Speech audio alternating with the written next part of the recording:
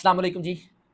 24 अप्रैल 2026 से PMC exam start हो रहे हैं और आपका पहला पेपर जो है वो इंग्लिश एसे का एग्ज़ाम है। इसका मतलब ये हुआ कि हमारे पास बाकी 3 दिन बचे हैं और 3 दिन के बाद पीएमएस का सबसे इम्पोर्टेंट पेपर जो है वो हो जाएगा। इस मौके पे जिन लोगों के एसे के अंदर डिफरेंट किस्म के फ्लॉज़ हैं या उनको किसी किस्म का कोई फ़ियर है कि मेरा एसे ठीक नहीं है, आज हम आपको इस हवाले से कुछ ऐसी एडवाइसेज़ देंगे कि आप अगर उस पे बड़ा फ़ोकस के साथ उसको सुनेंगे, उसे अप्लाई करेंगे, तो आपके ऐसे के बहुत सारे प्रॉब्लम जो हैं, वो ठीक हो जाएँगे। स्टार्ट करते हैं। पीएमएस का जो इंग्लिश एसे का एग्ज़ाम है, इसकी सबसे इम्पोर्टेंट जो डिफ़रेंस है सीसीएस के इंग्लिश एसे में, वो इसका टाइम कंस्ट्रेंट है। यहाँ पे आपने 2 घंटे में ऐसे अपना अटेम्प्ट करना है, सीसीएस में 3 घंटे कैसे होता है? सवाल ये है, अक्सर लोग कहते हैं कि टाइम मैनेजमेंट कहते ही इसे ही है, जितना टाइम हो उतना आपने करना है, तो ये तो कोई बड़ी बात ना हुई। लेकिन मैं आज आपको एक मज़े की बात बताऊँगा कि टाइम मैनेजमेंट जो चीज़ है, ये आपको बाकी तमाम पेपर्स में तो शायद ये यही फ़ॉर्मूला है जो आपको लोग कहते हैं, बट यहाँ पे थोड़ी-सी स्टोरी डिफरेंट है। और डिफरेंट इस तरह से है, क्योंकि इंग्लिश ऐसे जो है वो चाहे 3 घंटे में अटेम्प्ट हो, चाहे 2 घंटे में अटेम्प्ट हो, उसके आप फंडामेंटल या जो एसेंशियल्स हैं, आप उसे इग्नोर नहीं कर सकते, इस बेसिस पे कि आपके पास टाइम कम था। आपको जो उसके फंडामेंटल्स हैं, जो उसके एसेंशियल्स हैं, वो आपने पूरे कर तो इस वजह से देखते हैं कि हम अपने इस टाइम को किस तरह से इस स्टैंडर्ड फार्मूला के अकॉर्डिंग ही सेट करें कि हम 2 घंटे का जो ऐसे है उसको अच्छे से अटेम्प्ट करें। तो इसमें जो एक स्टैंडर्ड फार्मूला जो कि एक सब्जेक्टिवली डिजाइंड है कि आपका ऐसे के जो पहले फर्स्ट 30 मिनट्स हैं, उसके अंदर आपको जो इसके सबसे बेसिक्स हैं वो पूरे कर लेने चाहिए।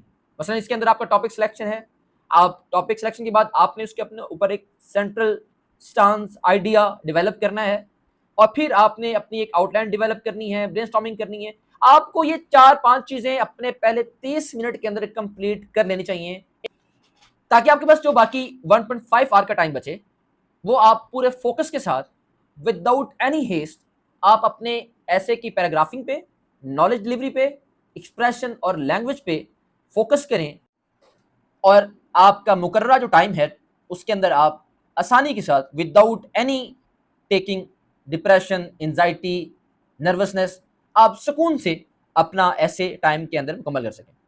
अब बात करते हैं ऐसे के अंदर डिटेल्स की।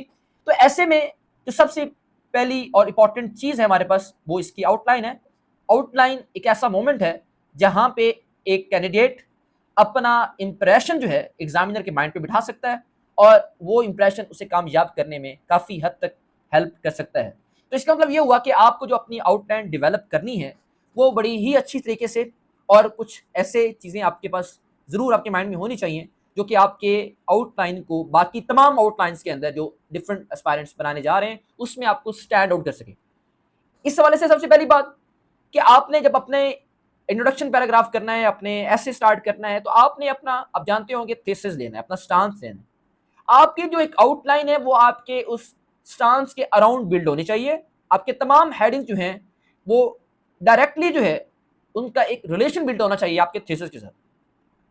दूसरी बात, आपका जो आउटलाइन की तमाम हेडिंग्स हैं वो हमेशा इतने रेलेवेंट हों, इतनी स्पेसिफिक हों कि आप जो बात करना चाह रहे हो वो ही उस हेडिंग में बात नजर आ रही हो। बात का तो होता ही है कि हम सोच कुछ रहे होते हैं और हमारे जो वर्ड्स होते हैं वो कुछ और कह रहे होते हैं और वो हमारे जो सेंट्रल आइडिया, हमारा जो स्टांस है उसके साथ अपना एक लिंक बिल्ड नहीं कर सकते और इन द एंड जो है हम अपने थीसिस से कहीं दूर चले जाते हैं और आउटलाइन भी हमारी गलत असूलों पे जो है इस्तेमाल होती है और इस तरह फिर हमारा ऐसे भी उसी के अकॉर्डिंगली होगा, तो इन द एंड हम ऐसे अपना फेल करने के हमारे चांसेस बढ़ जाते हैं। करना क्या है, आपने सिग्निफिकेंट आइडियाज को एक्सप्लेनेटरी लैंग्वेज के अंदर, अब इस लफ्ज एक्सप्लेनेटरी से क्या मुराद है कि इससे मुराद ये है कि आपकी exactly specific point, certain specific जो आप बात कर रहे हैं वही बात आपकी हेडिंग में, आपकी सब हेडिंग में शामिल होनी चाहिए और आपके थीसिस के साथ उसका कोई डायरेक्ट लिंक बिल्ड होना चाहिए। अच्छा, एक और बड़ी इंपॉर्टेंट कंट्रोवर्शियल पॉइंट यहाँ पे हम डिस्कस करेंगे। अक्सर लोग कहते हैं कि ऐसे के अंदर ये case in point, case study, evidence, example, ये सारे मुख्तलिफ नाम है एक ही चीज़ के कि आपको अपने आर्गूमेंट्स को कंसोलिडेट करने के लिए क्या इन सब चीज़ों की हेल्प लेनी चाहिए या नहीं लेनी चाहिए। आज आपको एक चीज़ की ऑब्जेक्टिव रियलिटी बताता हूँ मैं आपको आज। इस बात को जानने से पहले ये ज़रूरी है कि हमें पता होना चाहिए कि इंग्लिश ऐसे किसे कहते हैं।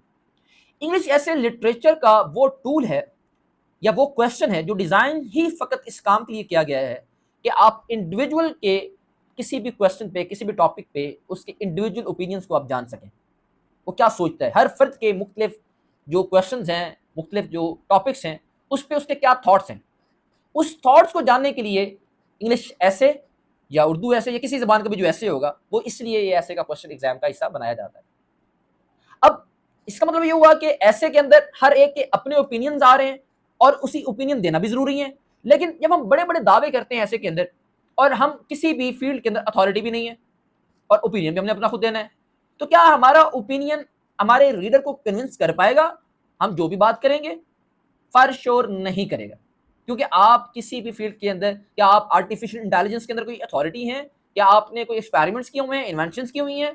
क्या आपने पॉलिटिकल सिस्टम के अंदर कोई अपनी थ्योरी दे रखी है? आपकी बात पर हम क्यों जो है यकीन करें, उससे क्यों हम कन्विंस हो जाएं? तो हम कन्विंस नहीं होते।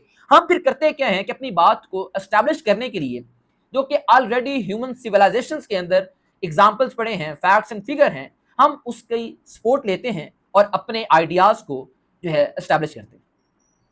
अच्छा, इसकी बड़ी मजे की मिसाल अगेन कि कुरान पाक जो कि एक हॉली बुक है और वो अल्लाह का कलाम है, अल्लाह भी अपने मुख्तलिफ बातों को एस्टैब्लिश करने के लिए मिसालों से इंसानों को अपने मन तक समझाता है। मुख्तलिफ एग्जाम्पल्स कोट हैं की गई हैं कुरान के अंदर।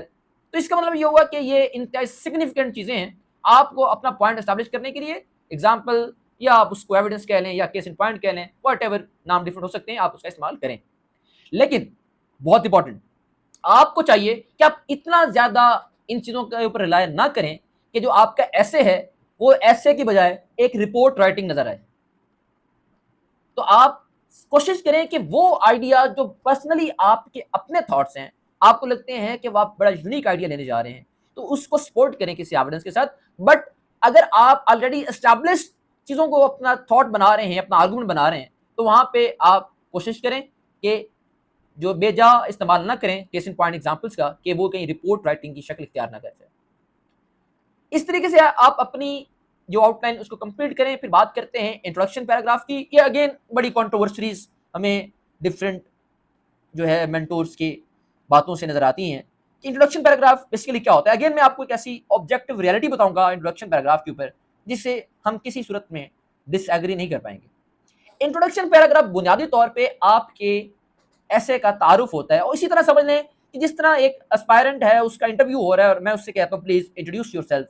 अब इंट्रोड्यूस का मतलब ये है कि उसने अपने बारे में तमाम डिटेल्स बतानी है और जो रेलेवेंट है उस पॉइंट ऑफ व्यू से, जिस पोजीशन के लिए वो अपने इंटरव्यू में अपीयर हो रहा है, और वो उसकी शख्सियत के साथ मेरी जो एक वाकफियत इख्तियार कर जाए, इतनी बातें उसने मुझे जरूर बतानी है। अब अगर ऐसे के इंट्रोडक्शन की बात करें तो आपका बुनियादी तौर पे थीसिस स्टेटमेंट जो है, आपका जो स्टांस है, उसको आप इस तरह से एस्टैब्लिश करते हैं कि रीडर जो है, एग्जामिनर जो है, वो आपके थीसिस स्टेटमेंट को एक्नॉलेज कर ले और वो एस्टैब्लिश हो जाए मुख्तलिफ वर्सटाइल और मल्टीपल एंगल से, तो आपका जो इंट्रोडक्शन पैराग्राफ है वो कंप्लीट है। बड़ी लॉजिकल सी बात है। अब इसमें कुछ लोग कहते हैं कि आपने अपने पूरे आउटलाइन का ग्लिम्स देना है, फलां देना है, शायद वो ठीक कहते हैं, लेकिन बात आपको ये करनी चाहिए कि थीसिस स्टेटमेंट का एक जब तक एस्टैब्लिश ना हो जाए, इंट्रोडक्शन पैराग्राफ कंप्लीट नहीं होता। हाँ, थीसिस स्टेटमेंट की जो मैनिफेस्टेशन है वो आपकी आउटलाइन है। तो इनडायरेक्टली बात वो ठीक कर रहे हैं, डायरेक्टली बात कहीं ना कहीं उसके अंदर मुगालते का जो है वो शिकार हो रहे हैं।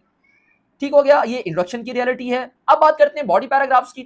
बॉडी पैराग्राफ में सिर्फ दो बातें जिसका आपने ख्याल रखना होता है।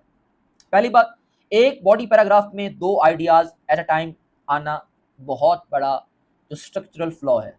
एक बॉडी पैराग्राफ के अंदर एक आइडिया एक वक्त में आएगा और उसी को ही आप एस्टैब्लिश करेंगे, उसी को आप जो है कनेक्ट करेंगे अपने थीसिस के साथ।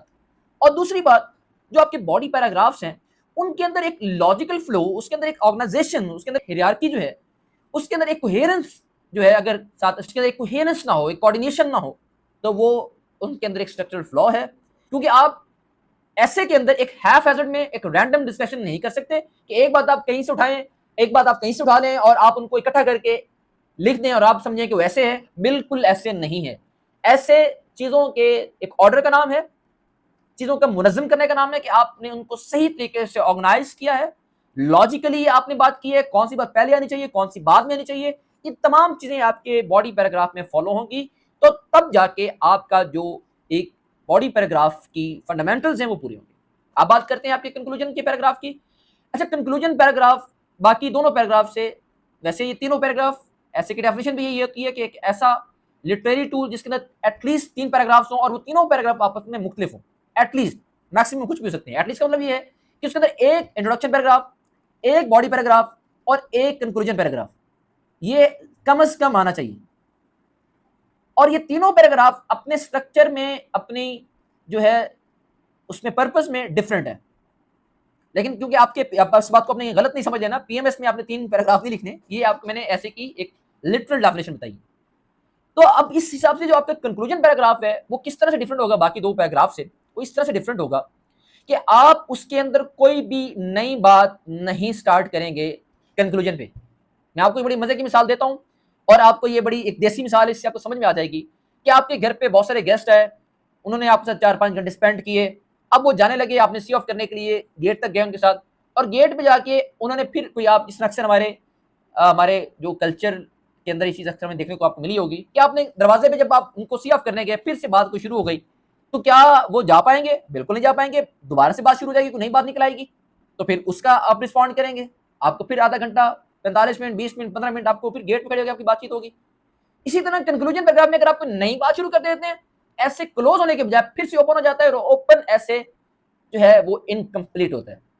कंक्लूजन पैराग्राफ इस बात की ऑफिशियल अनाउंसमेंट होती है कि आपका जो ऐसे है वो कंक्लूड हो चुका है, वो क्लोज हो चुका है, और आपने अपनी बात साबित की है और उसको रिकैप किया है कंक्लूजन में आके। आप उसके अंदर किसी किस्म की कोई कोटेशन, कोई नया रेफरेंस कंक्लूजन में नहीं देंगे, बल्कि ऑलरेडी जो आपने अपनी बातें पहले कर ली हैं उन्हीं को रिकैप करेंगे, और इस तरीके से आपका ऐसे कंप्लीट हो जाएगा। उम्मीद है कि ये लास्ट टाइम की जो एडवाइस है ऐसे के लिए आपकी बहुत काम आएगी, और मजीद अगर आपकी कोई क्यूरीज हो, you can just comment and हम आपको रिस्पॉन्ड करेंगे, और आपके इस 3 दिनों के अंदर ही ऐसे के अंदर एक अच्छा खासा डिफरेंस आपको नजर आएगा। बहुत शुक्रिया, थैंक यू।